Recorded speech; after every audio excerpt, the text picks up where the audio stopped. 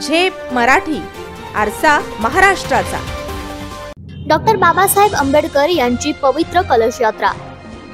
साक्रीकरांनी दर्शन घेऊन जयघोषात काढली रॅली।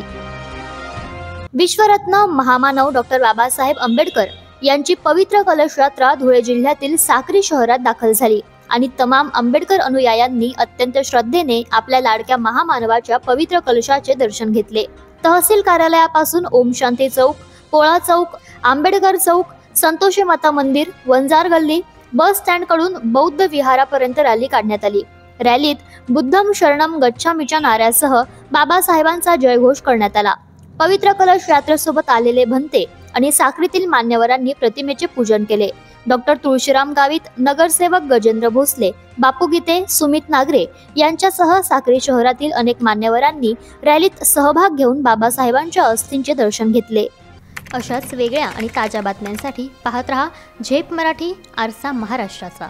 संपादक प्राध्यापक अनिल चव्हाण, धुळे।